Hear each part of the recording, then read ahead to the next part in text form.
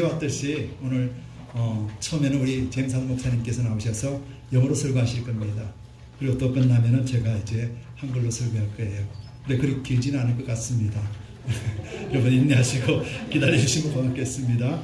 자, 말씀 보겠습니다. 말씀은 누가복음 말씀입니다.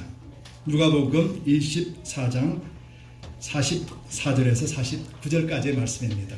영어로 되어 있으니까 우리 같이 읽기를 바랍니다. 누가복음 24장 44절에서 49절 말씀입니다. 우리 한 목소리로 같이 한글과 영어로 읽겠습니다. 또 이르시되 내가 너희와 함께 있을 때에 너희에게 말한 바 곧 모세의 율법과 선지자의 글과 시편의 날을 가리켜 기록된 모든 것이 이루어져야 하리라 한 말이 이것이라 하시고, 이에 저희 마음을 열어 성경을 깨닫게 하시고, 또 이르시되 이같이 그리스도가 고난을 받고 제3일에 죽은 자 가운데서 살아날 것과 또 그의 이름으로 죄 사함을 얻게 하는 회개가 예루살렘으로부터 시작하여 모든 족속에게 전파될 것이 기록되었으니 너희는 이 모든 일의 증인이라. 볼지어다 내가 내 아버지의 약속하신 것을 너희에게 보내리니 너희는 위로부터 능력을 입히울 때까지 이 성에 이와라 하시니라. 아멘. 기도하겠습니다. 좋으신 아버지 감사합니다. 이렇게 부활절 예배로 또 하나님의 말씀을 대언하기를 원합니다. 우리 제임스 목사님 하나님께서 붙들어 주시고 그 입술 가운데 성령의 능력으로 말씀을 선포하게 인도하여 주셨소서. 감사드리며 예수 그리스도의 이름 받들어 간절히 기도드리옵나이다. 제임스 목사님.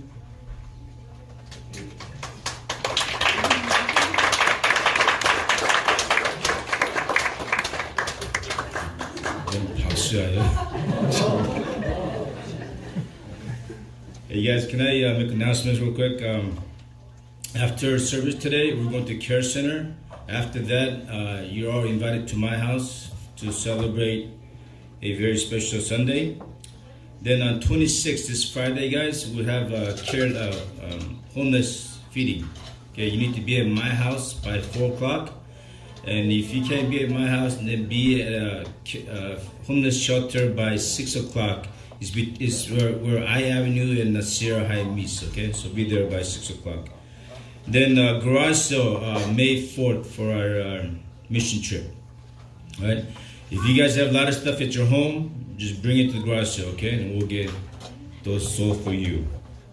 Then Saturday, Sunday, guys, May 5th is church picnic day, right? So you need to be there around 11 o'clock. It's going to be at Lancaster City Park. Then Mexico mission trip, guys, is on the June 13th to 22nd to build a church. What? Huh? Yeah, June 16th, yeah. Everybody knew that, right? June 16th, guys. We need about $15,000 just to build a church. And then also we need money to feed the kids and gas and whatnot, all right? So keep praying for us so that we could have all the funds we need for the mission trip, all right? 저기 어르신들 저 장박 벗어도 되죠? 저 이해 안 되는 게 하나 있는데요. 우리 야외 예배 때 성도님들은 다 반바지 입고 막 소풍 온 기분인데 이 목사들은 그냥 넥타이 메고 양복 입고 나오는 거야. 나 그거 보면 난 진짜 이해 안 돼요. 골다분하게 왜 이렇게 더운데 넥타이를 메고 오는지 난 이해가 안 돼요. Today's message, guys, obviously it's about resurrection, but I need you to see that there are many things that Jesus had done, right? But John tells us that not everything's been recorded in the book of John, or nor the gospel, because if you wrote down everything he did, then there will not be enough book. Right? Enough space in the book to cover everything Jesus did. In the same way, there are many appearances of Jesus after the resurrection, and the scripture gives us 10 incidents where Jesus appears after the resurrection. And the one that we're going to talk about today is one of those 10. So we see in resurrection that Jesus, after the resurrection, he appears first to Mary the Magdalene. That's interesting because in those days, ladies did not have any authority. They didn't have any significance in the court of the law. Yet Jesus appears himself before a woman. That is very significant because all you girls are thinking that the Christianity is a male-dominant, male-chauvinist religion. I beg to differ. Jesus reveals himself to a female in resurrection. One of the most important doctrine of Christianity. And Jesus shows himself from the female. Signifying what? Signifying that you ladies are very important to the faith of Christianity. Right? He appears there, then he appears himself again to other women. Then he appears in the road to Emmaus. Right? When two disciples are walking down, Jesus appears to them. Then today's passage, after that he appears again to disciples when Thomas was not there. Then after that he appears to Thomas. Then he appears to other disciples and on and on. Okay? So today's incident is just one of the incidents that Jesus appeared to his disciples. To give you a context of today's message, guys, is this. Remember, two disciples are walking down the road to Emmaus, and they were talking about the resurrection, about death of Jesus, and they were confused as to why Jesus died on the cross and all that. And Jesus appears to them, right? You know the story? And he was asking them, well, what are you guys talking about? They said, well, we're talking about this Jesus. We thought he was going to be the Messiah. We thought he was going to what? Deliver us from the power of the Romans. Yet the chief priest handed him over and he was crucified. So Jesus rebukes them. And he says, don't you know that Moses and the prophets and the laws, right, and the Psalms talk about me? How is it that you do not understand that I must go to the cross and die? So after Jesus went to continue on his journey, they invite him to the house. So there's Jesus sitting there and he breaks the bread, and disciples realize who this person is. It was the risen Lord. Right? Then after Jesus left, they went back with his other disciples, and then they began to share with them how they saw the Lord. And that's today's passage. They're explaining to one another about what Jesus said had appeared to them. And in their midst, Jesus shows up in verse 44. Okay, that's the context. And Jesus says this. Now he said to them, these are my words which I spoke to you while I was still with you. And all these things which are written about me in the law of Moses and the prophets and the Psalms must be fulfilled. These are my words. What are these words? The fact that Jesus is going to what? He's going to die on the cross and he's going to rise again. That message.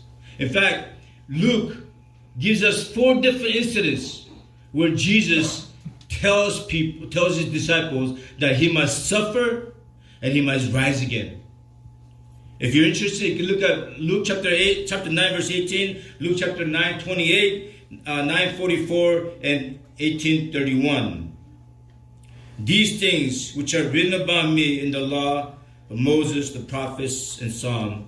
So in the Old Testament, guys, it's broken down into 3 sections, right? Law of Moses, first 5 books, then the prophets, then Psalm. That's how the books are broken down. And Jesus is saying, look, all these things in the Old Testament is about me, right?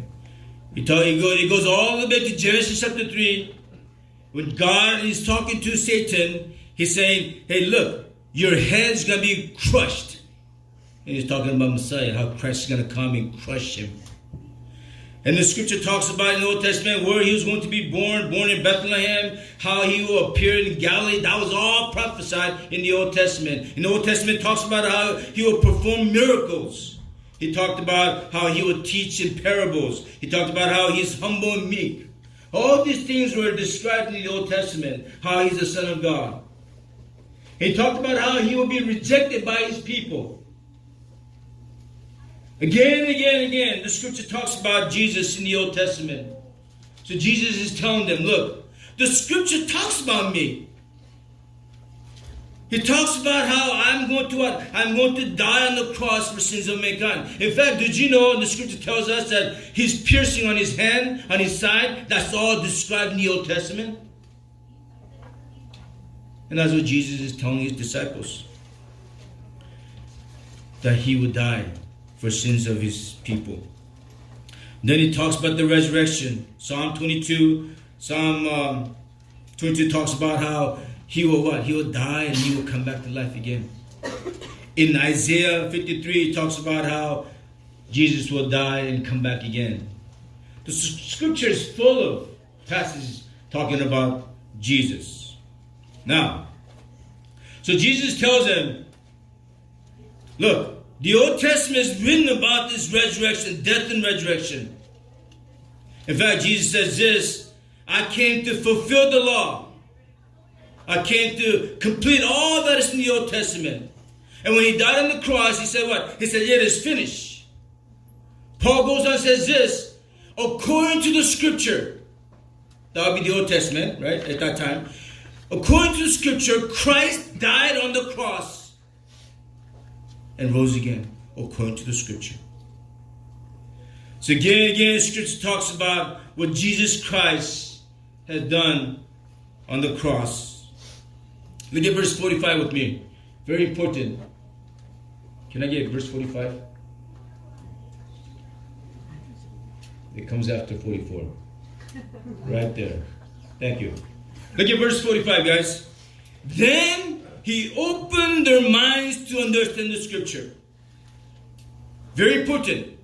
So Jesus is talking to his disciples. He said, look, the Old Testament talked about me. How I'm going to die on the cross and rise again. He talked to them over and over and over again. He tells them one more time. And here, Jesus, it says, he opened their minds. In other words, they cannot understand the gospel of Christ. They cannot understand the things of God without God opening our minds. Do you think you understand the gospel because you're smart? No. You understand the gospel because he opened our minds. Nothing to brag about. You know how you're frustrated with your family members who don't believe? You know, think, how can they not believe? The gospel is so simple. They cannot believe because what? God has not opened their minds to understand. Therefore, we have to what? We need to pray for them so that God would open their minds to understand the gospel. That's what we need to do. The reason why we cannot understand the gospel is simple. Because Paul says this, we are dead in our sins. We cannot respond to God because we're dead in our sins. We're prisoners of our sins. Unless God sets us free, unless he brings understanding to our minds about the gospel or the things of God, we cannot understand it. Scripture is very clear in that. So Jesus opens their minds to understand the fact that he died on the cross for their sins and that he rose again. In verse 46 says this, he says to them, thus it is written that Christ will suffer and rise again from the dead on the third day. It is written. Right? Now, some people say this, well, I wasn't there, right? So I can't believe the resurrection of Jesus. I said, well, okay. Well, I asked him, do you believe in George Washington? Yeah. Were you there? No. But did you know there are more things written about Jesus Christ than George Washington? But you believe in George Washington, but you don't believe in Jesus, huh? Well, that's very logical. You know why people don't believe in Jesus, but they could believe in George Washington? Even though there's less evidence about George Washington, they would believe in George Washington rather than Jesus. Why? Because believing in George Washington demands nothing of us. Right? He doesn't require anything. It's just like evolution, guys. People believe in evolution not because there's evidence of evolution, but because evolution does not demand anything from us. You guys ever thought about that? In evolution, I could live any way I want, and I have no accountability. That's why that theory is so popular. But Jesus, on the other hand, says this: repent, make me Lord of your life, and follow me. So people don't like that. Even though it is written that Christ died on the cross and rose again. Not only Christians wrote about that, but non-Christians wrote about the resurrection of Jesus Christ. So, because they don't like what's been written, they come up with the new ideas. For example, they come up with this idea that unknown tomb. In other words, the ladies did not know which tomb Jesus was buried. Okay, that's a theory. That's a theory that I came up with. But does that make sense to you? Because they were there 72 hours prior to Jesus' resurrection. They went there to what? To prepare Jesus' body. They knew exactly where the tomb was. In fact, if this theory is correct, all the Romans and all the Jewish people would have said, oh, no, his body's right here. Because they don't like the fact that Jesus rose again, they come up with this wrong tomb. They're saying that these ladies who went to Jesus' tomb went to the wrong tomb. I'm like, wait a minute.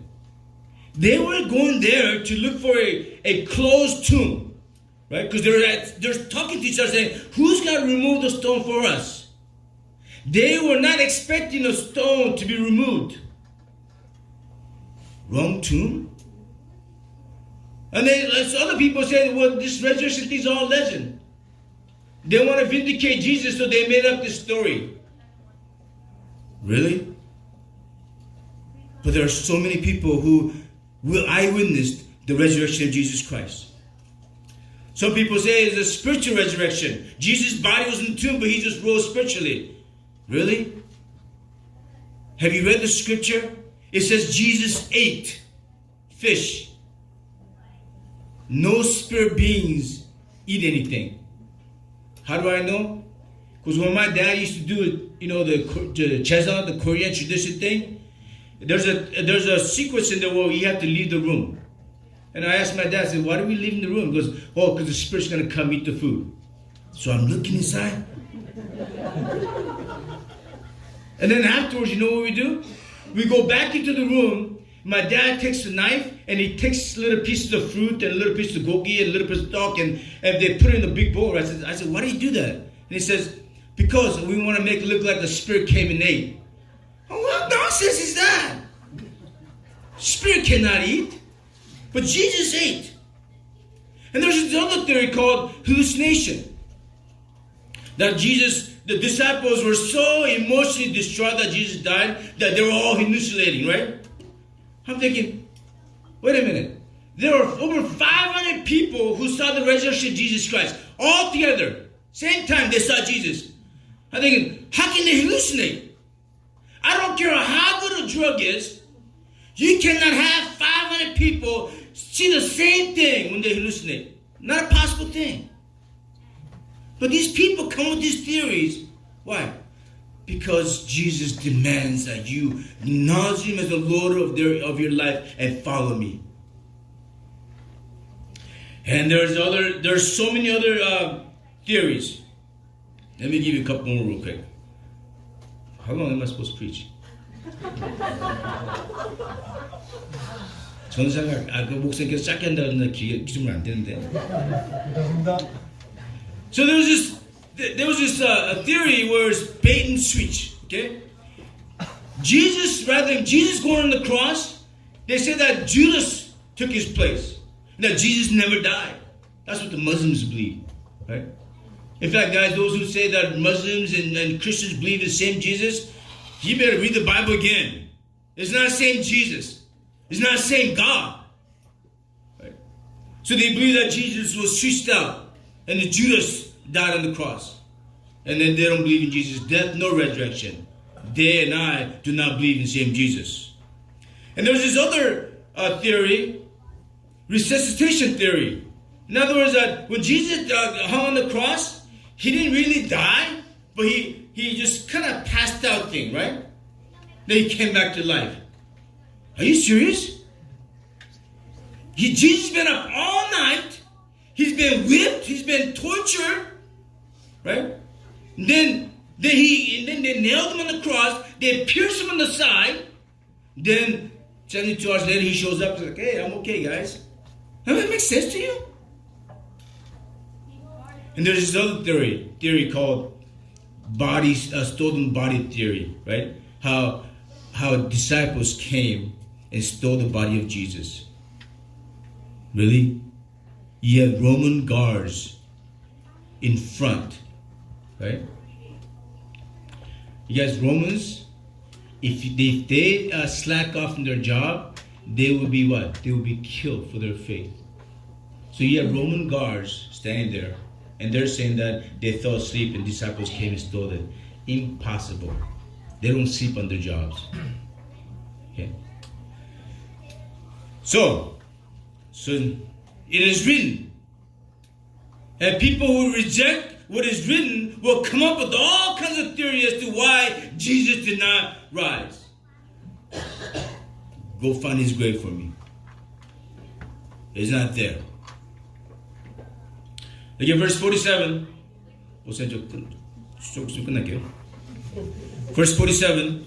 And that repentance for forgiveness of sin will be proclaimed in his name to all the nations, beginning from Jerusalem.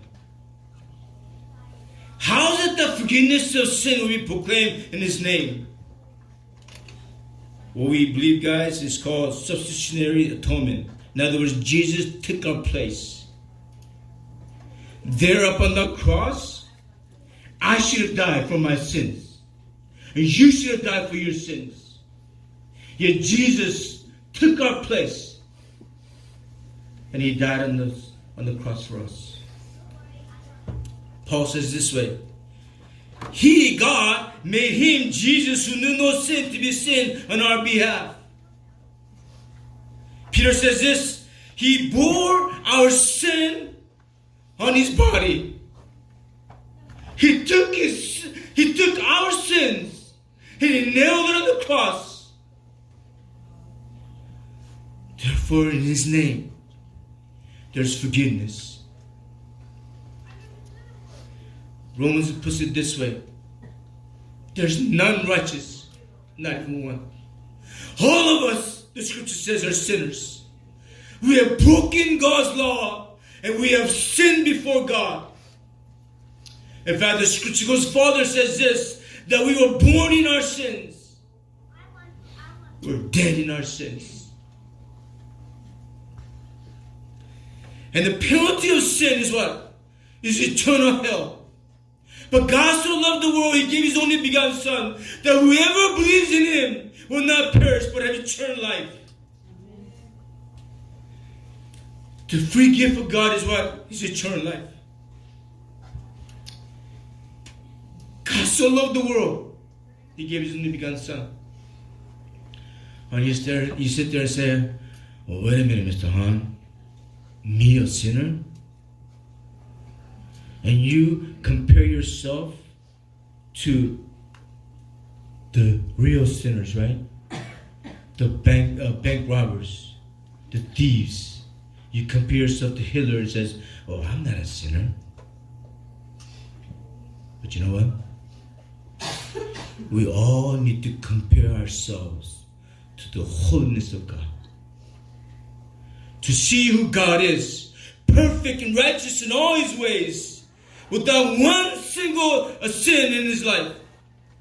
We compare our lives in the light of his holiness. Then we will realize that we're all sinners and that Christ had to die on the cross for our sins. There was no other option.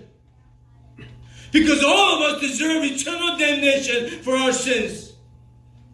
But God loves us so much that he gave his only begotten Son to die on the cross for our sins. He says, well, in my name, the message will be proclaimed throughout the whole world. Every nation will hear that Christ died and rose again. And that in him, there's a forgiveness of sins. Lastly, it says that name, that message ought to be proclaimed to all the nations. The message that Jesus Christ died on the cross and he rose again. That message must be preached to all the nations, the scripture says. Verse 49. Now, this message is Jesus' what? Last command to his people. Go and make disciples of all the nations. Go proclaim the gospel. So, whatever your vision is, whatever my vision is in life, our vision must what? Submit itself to Jesus' vision. To proclaim the gospel to all the nations in the world. I don't care how big your mission, your vision is. Your vision must submit to Jesus' vision. Do you think God brought your parents to this country so that you could have a nice house and have a good education and have another house and a vacation place? Is that God's vision for you?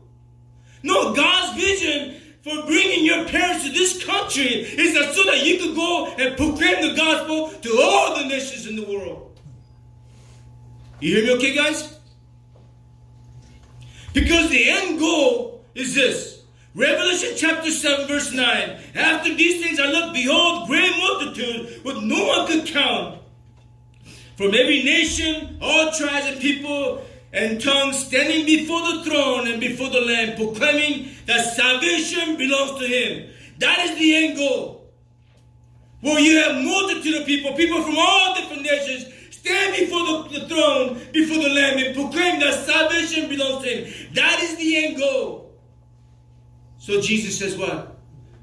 I need the gospel preached to the ends of the world.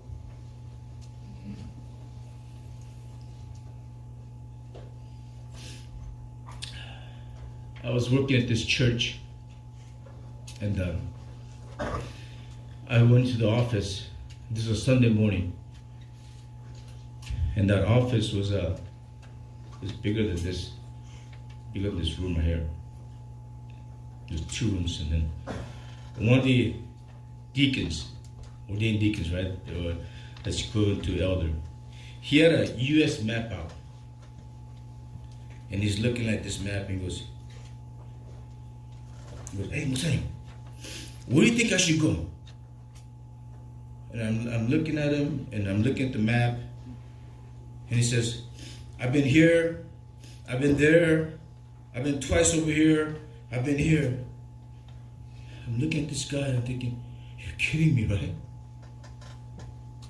There are millions of people who are dying because they've not heard the gospel of Jesus Christ, and he's worried about where he's going to go for his vacation. I was like, well, you're kidding me, right? You've been there twice, you've been there 3 times, you've been there, you've been here. What about the gospel? What about pushing the gospel to the ends of the world? What happened to that command? Here in Jesus, he says, look, what I have done on the cross and rose again, that's been recorded in the scripture. So that what? So that the gospel will be preached to the ends of the world.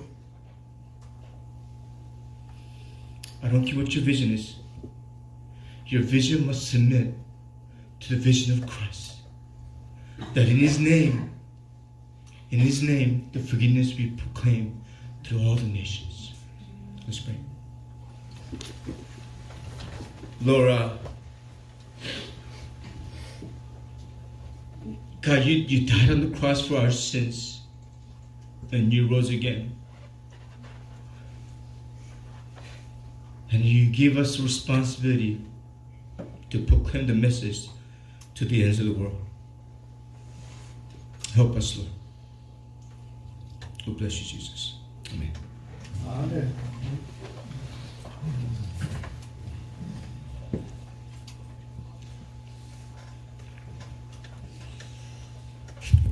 감사합니다.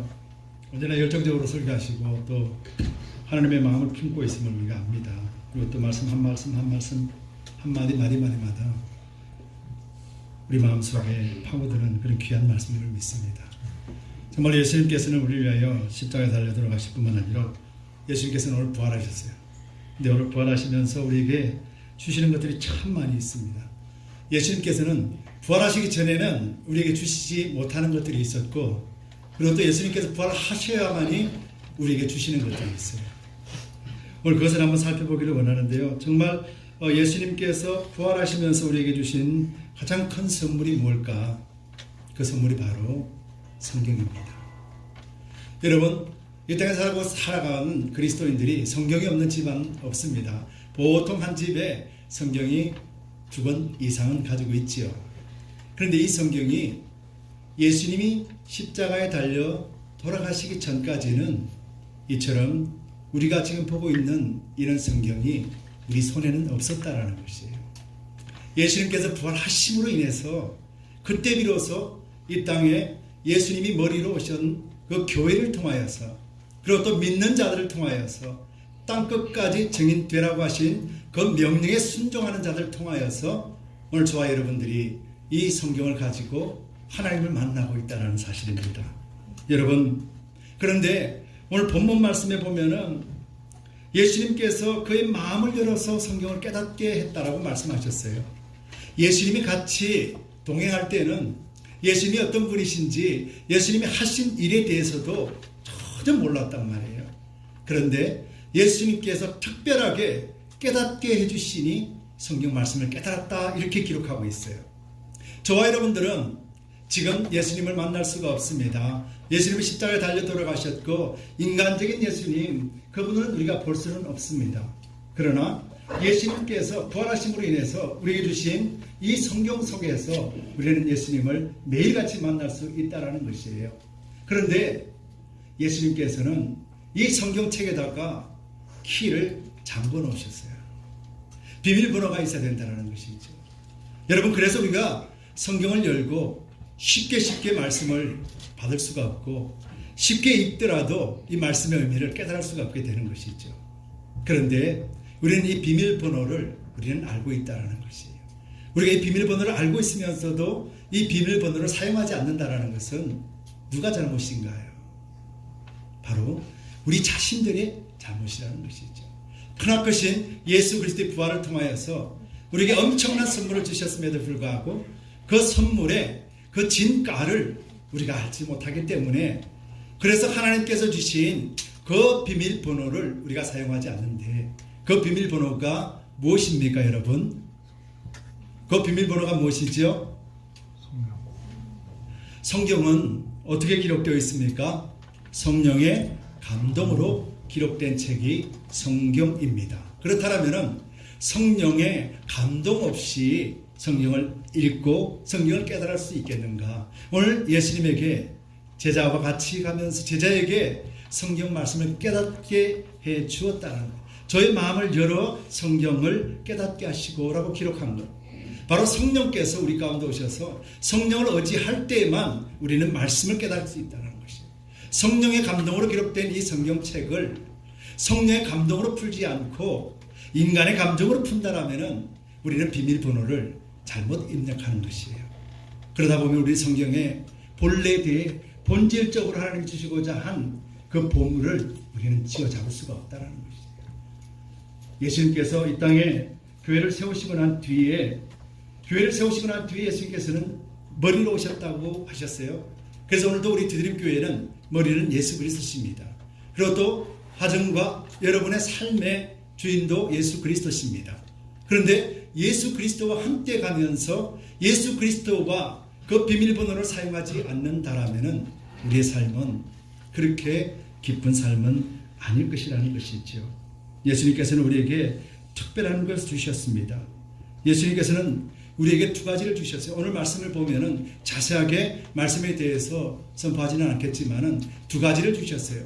첫 번째가 성경을 주셨고 두 번째가 성경 안에 있는 분이 누구신가 그것을 주셨어요. 그래서 성경 안에 있는 분을 알려면은 바로 성령께서 주시는 비밀번호로 열어야만이 성경 속에 있는 분이 누군지를 알게 돼요. 그분이 바로 오늘 부활하신 예수 그리스도시라는 것이에요. 구약을 통해서도 신약을 통해서도 예수님의 삶은 말씀에 의지하지 않고서는 예수님의 삶은 조명되지 않습니다. 여러분 예수님이 공생애 동안도 있었지만은 예수님이 태어나시고 30년 동안 사시면서 숨쉬고 먹고 마시고 또 놀고 또 웃고 하는 그런 모든 일들이 다 성경에 기록되었다라고는 말씀하지 않는 거예요. 성경에서 말씀하시는 예수 그리스도는 예수님은 하나님의 뜻대로 쓰임받는 그것을 이야기하는 것이죠. 예수님께서는 하나님의 뜻 가운데서 예수님께서는 오셨고 또 예수님께서는 구약을 통해서 이루어 놓으신 말씀들을 하나하나 신약에서 실현하셨다는 것입니다. 여러분 부활하신 예수님을 믿으십니까? 아멘. 여러분 성령께서 우리와 함께 하심을 믿습니까? 아멘. 이 자리에 예수님께서 함께 하심을 믿습니까? 그럼 이 말씀을 믿으셔야 됩니다. 히브리서 말씀입니다. 우리가 잘 알고 있는 히브리서 말씀처럼 이사야서 말씀 죄송합니다. 이사야서 말씀 53장 5절 말씀을 우리가 분명하게 믿어야 된다는 것이죠. 예수 그리스도께서 십자가에 달려 돌아가시면서 이루어 주신 일에 대했습니다. 예수님께서 이렇게 고난을 당하시고 또 예수님께서 십자가에 달려 돌아가셨을 때 이 이사야서는 53장 5절에 미리 말씀해 놓으셨는데 그것이 뭐냐면은 그가 찔림은 우리의 허물 때문이요. 예수님께서 찔리는 것은 우리의 허물 때문이라 그러셨어요. 그래서 예수님이 찔렸다라는 것은 우리 모든 허물을 다 예수님이 감당하셨다라는 거예요. 그가 상함은 우리의 죄악 때문이라. 예수님께서 상하고 고통당하고 죽으신 이유는 바로 우리의 죄 때문이라고 그랬어요. 그렇다면 예수 그리스도가 죽으심으로 이 죄도 완전하게 끝났다라는 것을 말해주고 있죠. 그가 징계를 받음으로 우리는 평화를 누리고 예수님께서 징계를 받으심으로 말미암아서 우리가 죄의 권속 가운데서 다시는 괴롭힘을 당하지 않게 된 평화를 누렸다 그랬어요. 여러분 이 평화를 여러분들 생각해 보세요. 예수님께서 평강이 있을지어다라고 제자들에게 말씀하셨어요. 그런데 예수님께서 성경을 보시면은 예수님이 부활하시고 난 뒤에야 제자들에게 나타나셔서 평강이 있을지어다. 예수님이 함께 있을 때 제자들에게는 평강이 없었지요. 그들은 예수님을 볼 수 없었기 때문이에요. 그런데 부활하시고 난 뒤에 예수님께서 나타나셨고 그들에게 평강이 있을지어다라고 말씀하셨어요. 그러면 이 평강이 누구로부터 왔습니까? 하나님으로부터 왔다는 거예요. 예수님께서 부활하셔서 평강이 있을지어다라고 말씀하신 이 평강은 바로 하나님의 것이라는 것이에요. 그렇다면 여러분들, 저와 여러분들이 성경을 믿고 또 하나님을 믿는다라면 여러분들 삶 속에서 진심으로 평강을 누리고 계십니까? 평화를 누리고 계십니까? 그리고 또 매일같이 예수 믿는 기쁨과 즐거움과 감사함 속에서 여러분 살아내시고 계십니까? 어떻습니까 여러분? 우리가 예수를 믿고 교회 생활하며 신앙생활할 때에도 여러 가지 힘듦이 너무도 많지 않아요? 그러면서 이 힘듦 가운데서 우리가 넘어지지 않습니까? 그리고 힘듦 가운데 우리가 싸우고 있지 않습니까? 그런데 오늘 이 이사야서 말씀대로라면은 이미 예수 그리스도께서는 다 이루어 주셨다는 거예요. 그래서 예수께서 십자가에 돌아가시기 바로 전에 다 이루었다 이렇게 말씀하셨어요. 여러분 다 이루었다라는 이 말이 보통 말이 아니에요. 근데 다 이루어졌다라는 것이 보통 말이 아니라는 거예요. 여러분 만약에 자녀에게 부모가 있고 또 부모가 뭐든지 다 해줄 수 있는 사람인데 그 자녀가 무언가를 부모에게 요구를 했어요. 뭔지는 모르겠지만은 그 부모가 자녀에게 그래 네가 원하는 거 다 주었다 그러면은 거기서 아이가 원하는 것 99.9%만 줬을까요? 아니죠. 100%를 줬다라는 거예요. 완전하게 줬다라는 거예요. 더 이상 아버지나 뭘 주세요라고 강구하지 않을 정도로 확실하게 주셨다라는 것이에요. 그것이 바로 예수님께서 다 이루셨다라는 것이에요. 여러분, 다 이루시면서 우리에게 뭘 주셨냐면은 생명을 주셨어요. 여러분, 이 생명에 대해서 우리는 너무도 안이하게 생각합니다. 여러분들 지금 살고 있기 때문에요. 여러분들이 지금 숨을 쉬고 있기 때문에요. 그리고 여러분들 자의적으로 여러분들 행할 수 있고 또 여러분들 살아갈 수 있기 때문에요. 그래서 생명, 성경에 말하는 생명에 대해서 아니 내가 지금 살고 있는데 또 무슨 생명? 내가 지금 내 마음대로 잘 살고 있는데 무슨 생명? 이렇게 생각한다는 것이죠. 그런데 여러분, 우리가 언제까지 살 수 있을 것 같아요? 우리는 언제까지 살 수 없습니다. 우리는 곧 하나님 오시든지 우리가 하나님 앞에 둘 중에 하나예요. 이것은 정해진 것이에요. 이것은 어느 누구도 피할 수 없는 길이라는 것이에요. 성경에 말하는 생명이라는 것은 영원한 생명을 말하는 것이고 하늘나라 백성으로서 하나님 안에 있는 자가 누리는 것을 생명으로 말하는 것이에요. 그렇다면 아니 예수님 이 땅에 살아가면서도 예수님께서 우리에게 생명을 주셨다라고 말씀하시는데 그럼 그 생명이 과연 무엇이냐 이거죠. 요한복음의 12장 25절에 이런 말씀이 있습니다. 자기의 생명을 사랑하는 자는 잃어버릴 것이요 이 세상에서 자기의 생명을 미워하는 자는 영생하도록 보존하리라. 로마서 8장 6절에 육신의 생각은 사망이요 영의 생각은 생명과 평안이니라. 생명과 평안이라고 했어요. 육신의 생각은 사망이고 영의 생각은 생명과 평안이라고 이야기했단 말이에요. 그렇다면 여기서 말하는 생명은 무엇을 이야기하는 줄 아시겠죠? 우리 속에 계신 성령님, 우리 안에 있는 영을 이야기하는 것이죠. 영이 죽었다. 영이 살았다. So what? 이게 나한테 지금 무슨 문제인데? 이렇게 이야기하면은 우리는 우리의 믿음을 어디서 찾을 수가 있겠습니까? 적어도 믿음이라면은 이 생명의 가치에 대해서는 우리는 알고 있어야 된다는 것이죠. 여러분, 이 생명이라는 가치에 대해서 여러분 무엇보다도 바꿀 수 있다라고 생각하시면은 큰 오산이죠. 여러분 지금 여러분의 육의 생명과 무언가를 바꾸기를 원한다고 해서 바꿔집니까? 아니, 여러분들이 여러분 앞에 수억만금을 주면서 당신 이거 받고 오늘 죽으시오라고 말한다라면은 여러분 어떻게 하실 것이에요? 그래, 이 수억만금 받고 내 후손들에게 주고 나는 죽겠다라고 하실 사람이 있으십니까? 아마 한 분도 없을 것이에요. 나도 살고 저것도 가지고 이런 마음이지 내가 죽고 그 모든 것을 취하리라는 마음은 절대 우리에게는 없습니다. 그러다 보니까 이 생명의 가치에 대해서 우리 육의 생명과 우리 속에 있는 영의 생명에 대한 가치를 우리는 잊어버릴 때가 너무도 많다는 것이죠. 여러분, 우리가 영의 생명으로서 예수 그리스도를 믿는 믿음 안에 있다는 것을 우리가 꾹 잊지 않고 붙들을 때 그때 우리는 어떻게 될 수 있는 줄 아세요? 우리 제임스 목사님께서 설교하셨던 것처럼 우리는 이 땅 위에서 증인되고 선교하고 전도하지 않을 수가 없게 돼요. 예수 그리스도의 생명이 우리 가운데 있기만 있으면은 우리는 나가지 않을 이유가 없고 당연히 나갈 수밖에 없다라는 것입니다. 48절에 본문 48절 49절에 너희는 이 모든 일의 증인이라. 볼지어다 내가 내 아버지의 약속하신 것을 너희에게 보내리니 너희는 위로부터 능력을 입히올 때까지 이 성에 유하시니라. 오늘 조금 전에 예수님께서 제자에게 성경을 깨닫게 마음을 열어주셨습니다. 그러시고는 이제 너희는 예루살렘에 떠나지 말아라 이렇게 말씀하셨다는 거예요.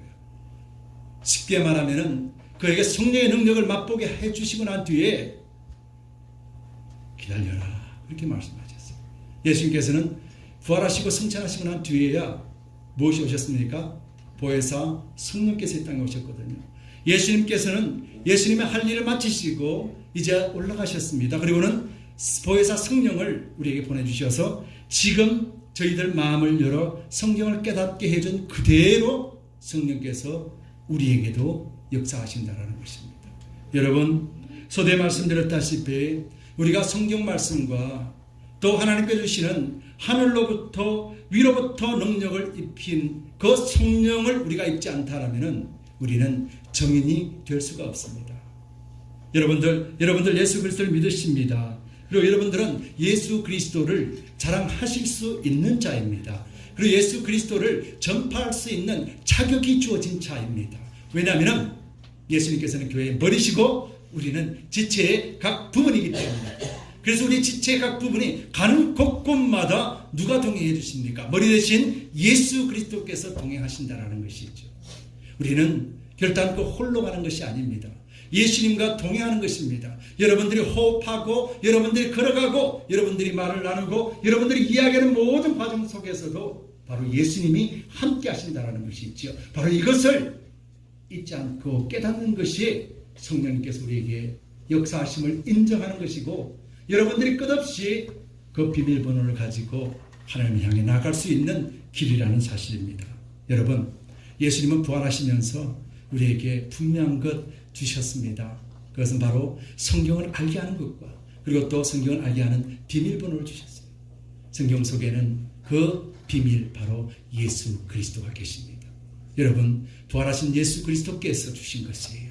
성경은요, 우리가 하나님 앞에 받은 것이지만은 예수 그리스도가 부활하심으로 말미암아서 구약을 이루어 주시고, 신약 시대에 하나님께서는 우리를 통하여서 사도행전을 통해 사도행전과 같이 우리가 땅 끝까지 이르러 정인되는 그런 복된 삶을 살아낼 수 있도록 성령께서 우리와 매일같이 함께 하십니다. 여러분, 잊지 마세요. 성경은 성령의 감동으로 된 책이라면 성령의 감동으로만 풀 수 있는 책이 성경책입니다. 여러분, 오늘 예수님은 특별히 제자들에게 성경과 구약과 그리고 또 예수 그리스도의 이름을 알게 하고, 그리고 또 이것을 받고 또 이것을 깨닫게 해줄 이 바로 성령께서 이 땅에 오실 날을 기다리라고 하시면서 올라가신 그 약속이 이제는 성취가 되었잖아요.